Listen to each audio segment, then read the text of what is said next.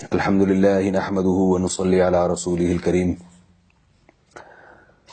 نئے سال کے حوالے سے کچھ باتیں آپ کے سامنے رکھنی ہے۔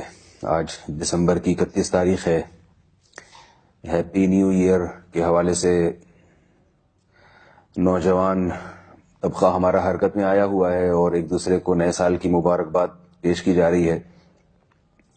اس بارے میں اسلام کیا کہتا ہے اور ہمارے کلچر کو اس کے کیا نقصانات ہیں، اس کے حوالے سے میں انشاءاللہ چند باتیں آپ کے سامنے رکھوں گا۔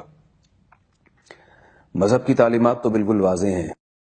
رسول اللہ صلی اللہ علیہ وسلم کے دور میں جب بھی نئے سال کا آغاز ہوتا تھا تو آپ صلی اللہ علیہ وسلم کیا کرتے تھے۔ ہمیں اس بارے میں حدیث سے جو ہدایات ملتی ہیں وہ جب بھی نئے مہینے کی ابتدا ہوتی تھی تو چاند دیکھ کر آپ صلی اللہ علیہ وسلم دعا مانگا کرتے تھے، اللہم اہلہ علینا بالامن والایمان والسلامتی والاحسان۔ یہ مشہور دعا ہے کہ اللہ اس چاند کو ہمارے حق میں برکت والا بنا، سلامتی والا بنا۔ تو اگر کوئی نئے سال پر، چاہے وہ اسلامی ہو یا انگریزی سال ہو، اس میں اگر کوئی دعا مانگتا ہے کہ اللہ اس نئے سال کو ہمارے لیے برکت کا ذریعہ بنا اور جو ہم سے کوتاہیاں ہوئی ہیں آئندہ ان کوتاہیوں کی تلافی کی ہمیں توفیق عطا فرما، تو اس حد تک تو ٹھیک ہے، اس میں کوئی حرج نہیں ہے۔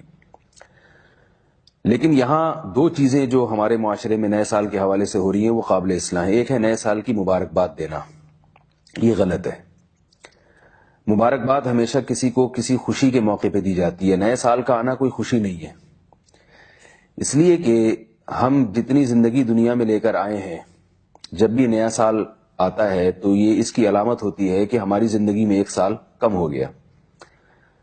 میں اس کی ایک مثال دیتا ہوں کہ ایک شخص کو کراچی سے بٹھا کے لاہور لے جایا جا رہا ہے پھانسی گھاٹ پر چڑھانے کے لیے، پھانسی کے پھندے پہ چڑھانے کے لیے۔ کراچی سے اس کو آپ نے بٹھایا، اس مجرم کو لاہور کی عدالت میں اس کے مقدمے کی سماعت ہے اور وہاں سے اس کو پھانسی کے پھندے پہ چڑھا دیا جائے گا۔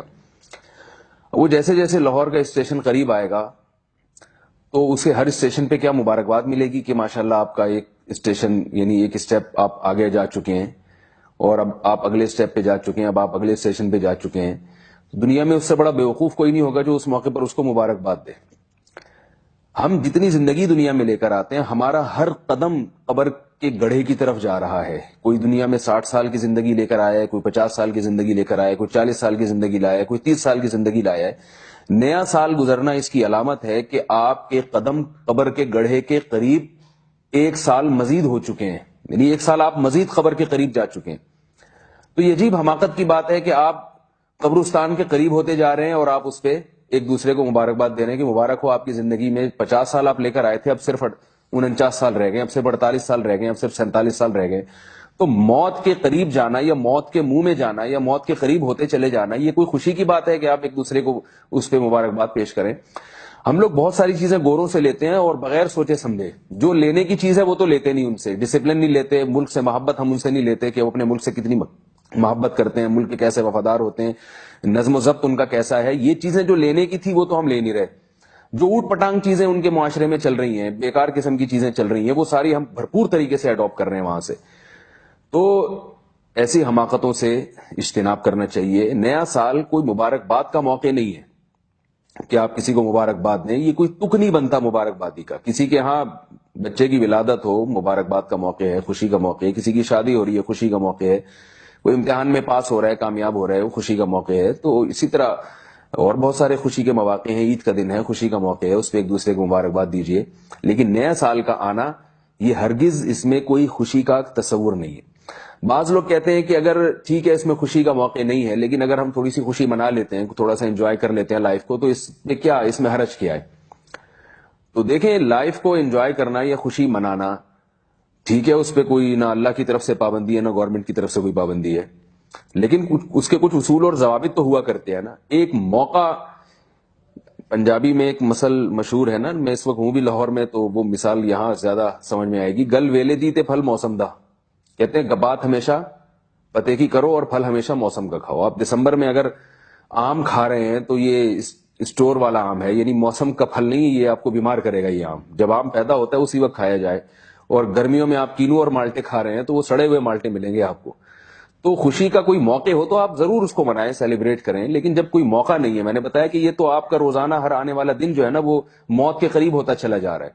تو یہ اپنی زندگی کو نئے عزم کے ساتھ اپنی کوتاہیوں کی تلافی کا کرنا اور ان کوتاہیوں کی تلافی کی طرف توجہ دینا، اس کا موقع ہے. جب آپ اس کو خوشی منائیں گے اور سیلیبریٹ کریں گے تو آپ ان چیزوں سے غافل ہو جائیں گے جو کرنے کے کام ہیں، ان چیزوں سے آپ غافل ہو جائیں گے. اس لیے اس کو سیلیبریٹ نہیں کرنا چاہیے. یہاں ایک بات اور بھی میں کہوں گا، بعض لوگ تھوڑا سا نئے سال کی مخالفت میں غلو بھی کرتے ہیں. کل کسی نے کوئی میسج بھیجا کہ آپ کو غیر اسلامی سال مبارک ہو. یعنی ایک تو چاند کے حساب سے چلنے والا سال اسلامی ہے، تو اب لوگ سمجھتے ہیں کہ جو سورج کے حساب سے جو سال چل رہا ہے وہ غیر اسلامی ہے. یہ بات غلط ہے کہ جو چیز اسلامی نہ ہو ضروری نہیں کہ وہ غیر اسلامی ہو. ہر وہ چیز جو اسلامی نہیں ہوتی اس کو غیر اسلامی سے تعبیر نہیں کیا. یعنی جو آدمی ذہین نہیں ہے تو اس کا مطلب یہ نہیں کہ وہ بیوقوف ہے. کہ لوگ ہوتے ہیں کچھ بہت ذہین ہوتے ہیں، کچھ متوسط ہوتے ہیں، کچھ بیوقوف ہوتے ہیں. تو اگر آپ کسی کو کہہ دیتے ہیں کہ یہ ذہین نہیں ہے تو ضروری نہیں کہ وہ جو ہے وہ بیوقوف ہو. آپ کسی کو کہتے ہیں کہ یہ خوبصورت نہیں ہے تو ضروری نہیں کہ وہ بدصورت ہو. تو اگر کوئی سال اسلامی نہیں ہے تو اس کا یہ مطلب نہیں ہے کہ وہ غیر اسلامی سال ہے. تو سال نہ اسلامی ہوتے ہیں نہ غیر اسلامی ہوتے ہیں. جیسے چاند اللہ کا بنایا ہوا ہے تو سورج بھی اللہ ہی نے بنایا ہے، اور 365 دن میں سورج زمین کی جو سورج کی گرد گردش ہے وہ مکمل ہوتی ہے، وہ بھی اللہ ہی نے اس کی تکمیل کی ہے. اس لیے وہ بھی ایک سال ہے، اس کے بھی ایک باقاعدہ حساب و کتاب ہمیشہ سے چلا آ رہا ہے. البتہ اسلام نے چونکہ چاند کے حساب کو زیادہ ترجیح دی ہے، اس کی کیا وجوہات ہیں یہ ایک الگ ٹاپک ہے. تو سال بہرحال سال ہے، چاہے وہ اسلامی ہو چاہے وہ شمسی ہو. لیکن جو چیز سوچنے کی ہے، جو چیز اہم ہے وہ یہ ہے کہ اس کو سیلیبریٹ کرنا، اس میں خوشی منانا، یہ نہ اسلامی سال میں درست ہے اور نہ شمسی سال میں درست ہے. اس کے یہ موقع نہیں ہے. دوسری بات یہ کہ اس وقت جو نئے سال کی خوشی میں جو کچھ ہمارے معاشرے میں بے حیائی اور ایک طوفان بدتمیزی معاشرے میں ہو رہی ہے، اس کی روک تھام کی بہت شدید ضرورت ہے. اصولی طور پر تو یہ حکومت کا فرض ہے کہ قانون سازی کرے اور معاشرے میں اس بے حیائی کو روکے. نئے سال کی ابتدا میں کیا کچھ ہوتا ہے نائٹ کلبوں میں، لڑکے لڑکیاں بالکل آزاد ہو جاتے ہیں، شرابیں پی جاتی ہیں. کس قدر اللہ کے غضب کو دعوت دینے والی بات ہے کہ ہم موت کے قریب ہو گئے، اور موت کے قریب ہونے کے بجائے موت کے قریب ہونے کے وقت ہم اپنے اعمال کی اصلاح کی طرف توجہ دیں، تو بجائے اصلاح کی طرف توجہ دینے کے ایسے کام کرتے ہیں جس سے اگلا سال ہمارا اور خراب گزرے. کتنے لوگ ہیں جو اس رات میں شراب پینا شروع کر دیتے ہیں جبکہ انہوں نے اس سے پہلے کبھی شراب کو ہاتھ نہیں لگایا ہوتا. تو آپ مجھے بتائیے کہ جو نئے سال کی ابتدا میں شراب سے اس کی ابتدا کرے گا تو آپ کیا سمجھتے ہیں اس کے آگے والا سال برکت والا گزرے گا یا وہ اسی شراب کباب میں گزرے گا؟ جب بھی کسی نئے کام کی ابتدا کی جاتی ہے تو اس میں کوشش کی جاتی ہے کسی اچھے کام سے ابتدا ہو. میں دیکھتا ہوں لوگوں کو کہ جب وہ ایسے میں نے بعض لوگ دیکھے ہیں کہ جب دکان کھولتے ہیں تو صدقات و خیرات سے اس کے دن میں کاروبار کا آغاز کرتے ہیں. وہ کہتے ہیں ہم صبح صبح جو ہے نا فقیر پہ صدقہ کریں گے تاکہ ہمارا سارا دن اچھا گزرے. دکان میں بعض لوگ ایسا بھی کرتے ہیں کہ شروع میں کچھ تھوڑی سی تلاوت کر لیتے ہیں، تاکہ وہ کہتے ہیں ہم ٹھیک ہے گانے وانے بھی لگا دیں گے دکان میں لیکن بعد میں لگائیں گے، شروع میں تھوڑی سی تلاوت ہونی چاہیے. بسوں میں ہم نے دیکھا ہے کہ جب آپ کسی لمبے روٹ پہ سفر کرتے ہیں تو بس والا ابتدا میں گانے نہیں لگاتا، وہ شروع میں قوالیاں لگاتا ہے، نعتیں لگاتا ہے. اس کا یہ کنسپٹ ہے کہ نعتیں لگاؤں گا یا حمد و ثنا لگاؤں گا تو سفر کی ابتدا کم از کم اچھی ہوگی، بعد میں وہ چاہے گانے بھی لگا دے اور کچھ بھی کر دے وہ. لیکن وہ یہ کہتا ہے کہ ٹھیک ہے میں گانے سنتا ہوں، گانے لگاتا ہوں، میوزک سنتا ہوں، لیکن ابتدا تو کم از کم اللہ کے نام سے ہو. تو نئے سال کی ابتدا ہو رہی ہے، ابتدا تو کم از کم اچھی ہو. آپ اس کی ابتدا ہی یعنی رات کے 12 بجتے ہی آپ شراب اور کباب سے اس کی ابتدا کرتے ہیں تو یہ بڑی محرومی کی بات ہے. پورا سال پھر اس کا مطلب ہے آپ یہ چاہتے ہیں کہ ہمارا ایسا ہی گزرے.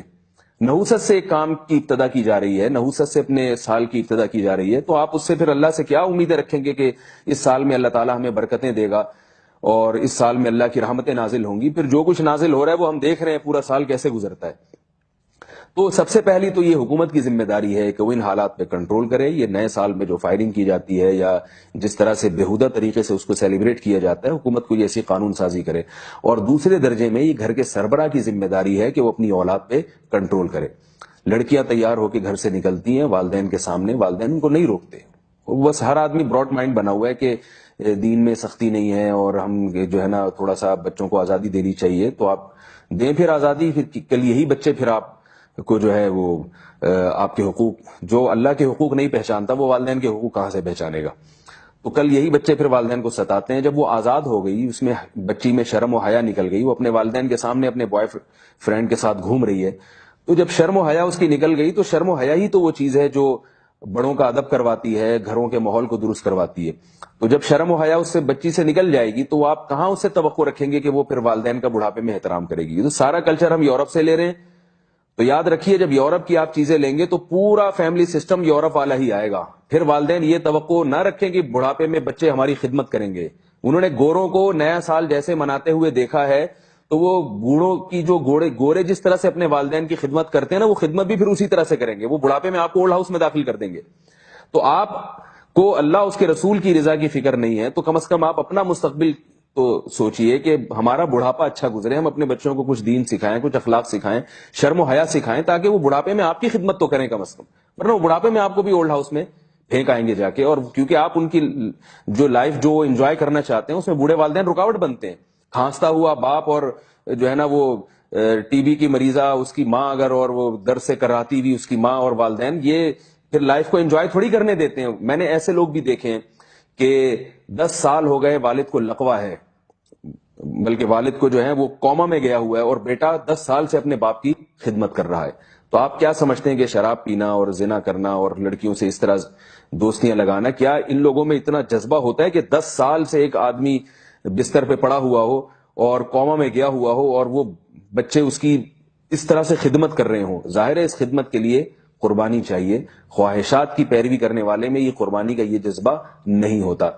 تو اس لیے اس سال کی ابتدا میں اپنی حدود پر رہیے. نبی صلی اللہ علیہ وسلم نے ارشاد فرمایا کہ قیامت کے قریب امت میں گانے بجانے عام ہو جائیں گے، صحیح حدیث ہے. اور یضرب علی رؤوسہم المعازف، لوگوں کے سروں پہ گانے بجانے میوزک کی بھرمار ہوگی اور عورتیں ناچنے والی ہوں گی. آپ صلی اللہ علیہ وسلم نے فرمایا اس دور میں پھر اللہ کی طرف سے عذاب آنا شروع ہوگا. فیکون مسخ وخسف، زمین بھی دھسے گی اور لوگوں کے چہرے بھی مسخ ہوں گے. تو اس حالت تک پہنچنے سے پہلے ہمیں توبہ کی ضرورت ہے. نئے سال کی ابتدا اگر آپ نے کرنی ہے تو دعا سے کریں، اللہ تعالیٰ اس سال کو ہمارے حق میں بہتر بنائے. اور جہاں شریعت نے سیلیبریٹ کرنے کا حکم دیا ہے وہاں آپ جائز طریقے سے اس کو منائیں بھی. جہاں اجازت دی ہے، آپ نبی صلی اللہ علیہ وسلم نے نکاح کے موقع پر ترغیب دی ہے کچھ کھلانے پلانے کا انتظام ہو. ولیمے میں آپ صلی اللہ علیہ وسلم نے ترغیب دی ہے کہ لوگوں کی دعوت ہو، اس کو سیلیبریٹ کیا جائے. عید پہ آپ صلی اللہ علیہ وسلم نے اس کو سیلیبریٹ کرنے کا حکم دیا ہے. تو جو منانے کی چیزیں آپ ان کو منائیے. ہر چیز منانے کی نہیں ہوتی اور ہر چیز کو منانے کی کوشش بھی نہیں کرنی چاہیے. اللہ تعالیٰ ہم سب کو عمل کی توفیق عطا فرمائے.